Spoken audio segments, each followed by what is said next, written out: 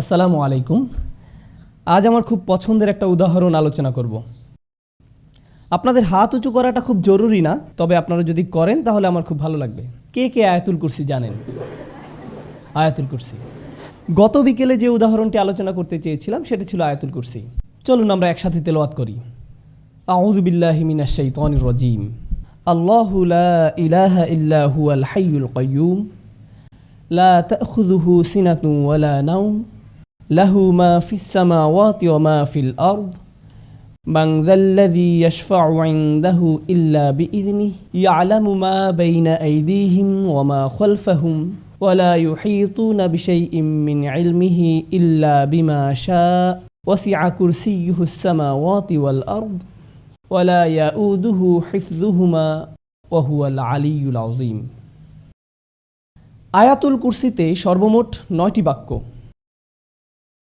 আয়াতুল কুরসিতে 9টি বাক্য। আমরা একটু দেখি। আল্লাহু লা ইলাহা ইল্লা হুয়াল হাইয়ুল কাইয়্যুম 1 নম্বর। লা তাখুযুহু সিনাতুন ওয়ালা নাওম 2 নম্বর। লাহু মা ফিস সামাওয়াতি ওয়া মা ফিল আরদ 3 নম্বর। 4 নম্বর বাক্য। মান যাল্লাযী ইয়াশফা'ু 'ইনদাহু ইল্লা বিইযনিহি 4 নম্বর। ইয়া'লামু মা বাইনা আইদিহিম ওয়া মা খালফাহুম 5 নম্বর। এরপর ওয়ালা ইউহীতুনা বিশাইইন মিন ইলমিহি ইল্লা বিমা শা'a 6 নম্বর। এরপর ওয়াসি'a কুরসিয়্যুহুস সামাওয়াতি ওয়াল আরদ 7 নম্বর। ওয়ালা ইয়াউদুহু হিফযুহুমা 8 নম্বর। ওয়া হুয়াল আলিয়্যুল আযীম 9 নম্বর। 9টি বাক্য। প্রথম বাক্য আল্লাহু লা ইলাহা ইল্লা হুয়াল হাইয়ুল কাইয়্যুম, একটা চমৎকার বাক্য যেটি শেষ হয়েছে আল্লাহর দুটি নাম দিয়ে। কি সে দুটি? আল হাইয়্যু, আল কাইয়্যুম, চিরঞ্জীব এবং সবকিছুর উৎস। পৃথিবীর সবকিছু সৃষ্টি করেছেন এবং নিয়ন্ত্রণ করছেন তিনি। বিস্ময়কর হলো শেষ বাক্য। লক্ষ্য করুন প্রথম বাক্য, এখানে এমন কিছু আছে যা কিনা শেষ বাক্যেও আছে, আর তা হলো ওয়াহুয়াল আলিয়্যুল আযীম। প্রথম বাক্যে আল্লাহর কয়টি নাম রয়েছে? প্রথম বাক্যেও আল্লাহর 2টি নাম রয়েছে এবং শেষ বাক্যেও আল্লাহর 2টি নাম রয়েছে। আচ্ছা, দ্বিতীয় বাক্যটি কি? দ্বিতীয় বাক্যে যাওয়ার আগে সিকিউরিটি গার্ড নিয়ে একটু কথা বলি। সিকিউরিটি গার্ডের চাকরিটা খুব কঠিন। ব্রিটিশ সিকিউরিটি গার্ড দেখেছেন? অদ্ভুত টুপি পরা, মাথায় রসের হাড়ির মতো। খুব কঠিন। এই দায়িত্ব যদি আপনাদেরকে দেওয়া হয়, পেশায় যদি আপনি একজন সিকিউরিটি গার্ড হন, আপনার সামনে একটা সিসিটিভি আছে, তাকিয়ে থাকতে হয় ঘন্টার পর ঘন্টা, একই দৃশ্য, নড়াচড়া নেই, দেখছেন তো দেখছেনই, 12 ঘন্টা 8 ঘন্টা। এটা কি খুব মজার কাজ? আপনি যদি কিছু পাহারা দেন তাহলে কি ঘটবে? আপনি ক্লান্ত হয়ে পড়বেন, আপনার ঘুম আসবে।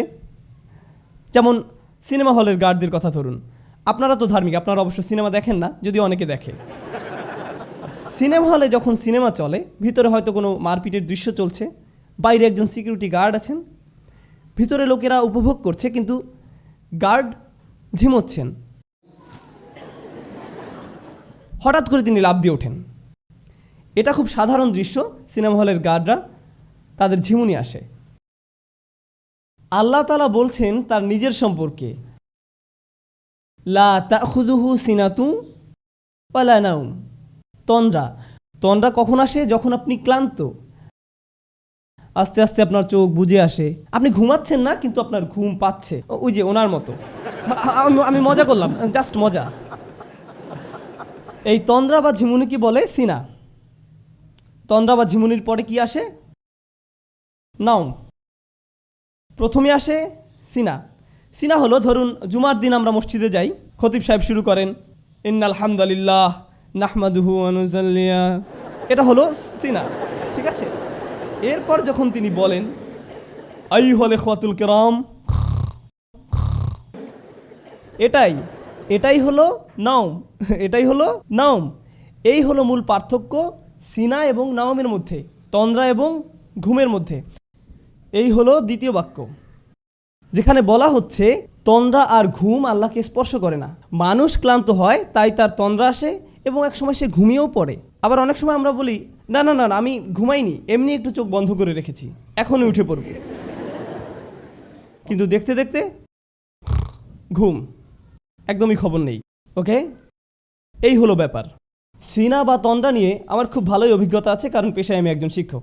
সুতরাং আপনিও যদি শিক্ষকতা করেন তাহলে আপনার ঘুম বিদ্যা বা ঘুম বিজ্ঞানের উপরে মোটামুটি একটা পিএইচডি হয়ে যাবে, কারণ সামনে থেকে আপনি সব ছাত্রের চেহারা দেখতে পান। মেটাল ডিটেক্টর দিয়ে মানুষের শরীর চেক করতে দেখেছেন নিশ্চয়ই, সেভাবে ছাত্রদের ব্রেনও আপনি চেক করতে পারবেন। ক্লাসের ফাঁকে ফাঁকে মাঝে মাঝে মাথাটা একটু উপর নিচ করে নিলেন। এই হলো দ্বিতীয় বাক্যের আলোচনা, ঘুম না ক্লান্তি ও ঘুম নিয়ে, তন্দ্রা এবং ঘুম সম্পর্কে। শেষ দিক থেকে দ্বিতীয় বাক্য কি? ওয়ালা ইয়াউদুহু হিফযুহুমা, আকাশ এবং জমিন পাহারা দিয়ে আল্লাহ ক্লান্ত হন না। যখন কেউ ক্লান্ত হয়ে যায় তখন তার তন্দ্রা আর ঘুম পায়। দ্বিতীয় বাক্যের সাথে শেষ দ্বিতীয় বাক্যের এই হলো চমৎকার মিল।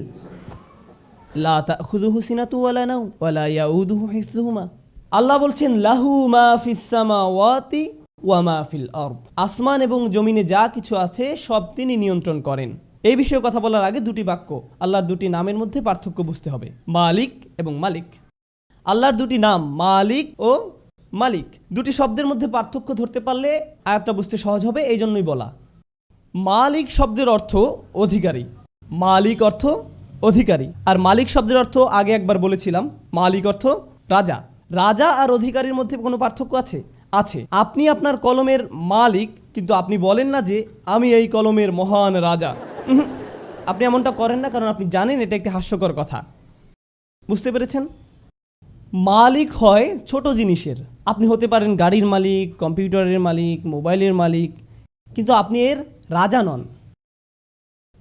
রাজত্ব শব্দ ব্যবহার হয় বড় কিছু বোঝাতে। এখানে আরেকটা সমস্যা, মালিকানা, মালিকানা ব্যবহার হয় সম্পত্তির ক্ষেত্রে, এর ব্যবহার সম্পত্তির ক্ষেত্রে, কিন্তু রাজত্ব এমন নয়।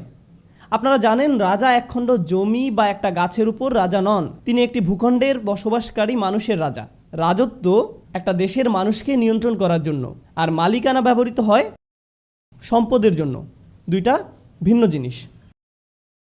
এখন আল্লাহ বলছেন লাহু মা ফিস সামাওয়াতি ওয়া মা ফিল আরদ, আকাশ জমিনে যা কিছু আছে সব কিছুর মালিক তিনি। এখানে কিসের কথা বলা হয়েছে? মালিকানার কথা। এই বাক্যটা মালিকানা সম্পর্কিত, আর মালিকানা হয় ছোট জিনিসের, তার মানে প্রত্যেকটা ক্ষুদ্র জিনিসের মালিক আল্লাহ। ওকে, শেষ দিকের 3 নম্বর বাক্যটি কি কারো মনে আছে? ওয়াসিআ কুরসিয়ুহুস সামাওয়াতি ওয়াল আরদ, তার রাজত্ব কর্তৃত্ব আসমান জমিনের সব জায়গায়। যেখানে আল্লাহ বলছেন তার রাজত্ব সম্পর্কে, তার কর্তৃত্ব সম্পর্কে, একদিক থেকে আল্লাহ সব কিছুর মালিক, আবার সব কিছুর রাজা, সব কিছুই তাঁর নিয়ন্ত্রণে। মানুষ হয়তো শুধু কিছুর মালিক কিন্তু রাজা নয়, আবার হয়তো রাজা কিন্তু সকল কিছুর মালিক নয়। যেমন এখনও অনেক দেশে রাজতন্ত্র বা রাজা এই ব্যাপারগুলো আছে। ধরুন আপনি একটি দ্বীপের রাজা, তার মানে কি আপনি দ্বীপের সব কিছুর মালিক? না, বরং আল্লাহ সব কিছুর মালিক এবং সব কিছুর রাজা। এটাই হলো বিষয়। কোনো ব্যক্তি যদি কোনোভাবে সব সম্পত্তির মালিক হয়েও যায়, তবে সে কি রাজা? এটা কি সম্ভব? সে হয়তো সম্পত্তির মালিক, কিন্তু রাজা আরেকজন আছেন। আপনি হয়তো সব সম্পত্তির মালিক, কিন্তু আপনার উপর রাজত্ব করছেন আরেকজন। অথবা আপনার রাজত্ব আছে কিন্তু সব সম্পত্তির মালিক আপনি নন।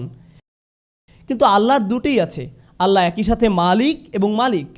আল্লাহ তার মালিকানার কথা বলছেন এভাবে, লাহু মা ফিস সামাওয়াতি ওয়া মা ফিল আরদ, তৃতীয় বাক্য। আর তার রাজত্বের কথা বলছেন ওয়াসিআ কুরসিয়ুহুস সামাওয়াতি ওয়াল আরদ। আচ্ছা, এবার চতুর্থ বাক্য কি? পিছন থেকে পড়ে আসি। আল্লাহু লা ইলাহা ইল্লা হুয়াল হাইয়ুল কাইয়্যুম লা তাখুযুহু সিনাতুন ওয়ালা নাওম লাহু মা ফিস সামাওয়াতি ওয়া মা ফিল আরদ। এরপর মান যাল্লাযী ইয়াশফাউ ইনদাহু ইল্লা বিইযনিহি, আল্লাহ বলছেন কে আছে তার কাছে তার অনুমতি ছাড়া শাফায়াত করবে। লক্ষ্য করুন, শাফা কি? শাফা শব্দের সহজ অর্থ হলো মধ্যস্থতা। আরও সহজ করে বললে শাফা মানে কারো মাধ্যমে যোগাযোগ করা। আরও সহজ করে বললে শাফা মানে কারো মাধ্যমে সুপারিশ করা। শাফা মানে আপনি চাকরি হারাতে বসেছেন, কিন্তু আপনার চাচা বা মামা ম্যানেজার, তিনি বললেন না না না না না, সে থাক, সে ভালো, তাকে রাখা যায়, সে ভালো। এটাই হলো শাফা। কিয়ামতের দিন যখন আমরা চরম বিপদগ্রস্ত থাকব, তখন কেউ একজন এসে বলবে, না না না না, সে থাক, সে আমার সাথে, তার জন্য সহজ করুন। আমরা চাইবো যেন আল্লাহ আমাদের জন্য রাসূল সাল্লাল্লাহু আলাইহি সাল্লামের শাফায়াত কবুল করেন, কিন্তু আল্লাহ বলছেন সেদিন তোমার জন্য সুপারিশ করতে কেউ আসবে না। তোমার চাচা, তোমার ভাই, তোমার বাবা, তোমার মা, অফিসের বস, কেউ না। কেউ বলবে না আল্লাহ সে সে ভালো, সে থাক। কেউ আসবে না, কেউ না। এখন তো এমন করার সুযোগ আছে যে তুমি আমার লোক, এই নাও ভিআইপি পাস, তুমি চলে যাও। না না না না না, সেদিন এই সুযোগ থাকবে না, কোনো ভিআইপি টিকিট থাকবে না। একমাত্র ব্যতিক্রম হলো যদি আল্লাহ কাউকে অনুমতি দেন। সুতরাং এই বাক্যে বলা হচ্ছে কারো কোনো ক্ষমতা নেই সুপারিশ করার যতক্ষণ না আল্লাহ তাকে অনুমতি দেন। কেউই সুপারিশ করতে পারবে না, কিন্তু একটু ব্যতিক্রম আছে। সেই ব্যতিক্রমটাই হচ্ছে গুরুত্বপূর্ণ। সেই ব্যতিক্রমটা হলো কি, যদি আল্লাহ অনুমতি দেন। বুঝা গেল? আচ্ছা, ওয়ালা ইউহিতুনা বিশাইইম মিন ইলমিহি, তারা কিছুই জানে না, তারা তাঁর জ্ঞানের পরিধির কিছুই জানে না, ইল্লা ছাড়া, বিমা শাআ। চতুর্থ এবং ষষ্ঠ বাক্য দুটোই হলো আল্লাহর ঘোষণা এবং ব্যতিক্রম হিসাবে তার দেয়া সুযোগ সম্পর্কে। তার ঘোষণা হলো কারো সুপারিশ করার ক্ষমতা নেই, কিন্তু ব্যতিক্রম হলো যাকে আল্লাহ অনুমতি দেন। তাদের কোনো জ্ঞান নেই, কিন্তু ব্যতিক্রম হলো যাকে তিনি জ্ঞান দিতে চান সে। অন্যথায় তারা কিছুই জানে না। ওয়ালা ইউহিতুনা বিশাইইম মিন ইলমিহি ইল্লা বিমা শাআ। চতুর্থ আর ষষ্ঠ বাক্যের এই হলো চমৎকার মিল। প্রথম আর নবম বাক্য, দ্বিতীয় আর অষ্টম, তৃতীয় আর সপ্তম, চতুর্থ আর ষষ্ঠ। কি বাকি আছে? মধ্যের বাক্য।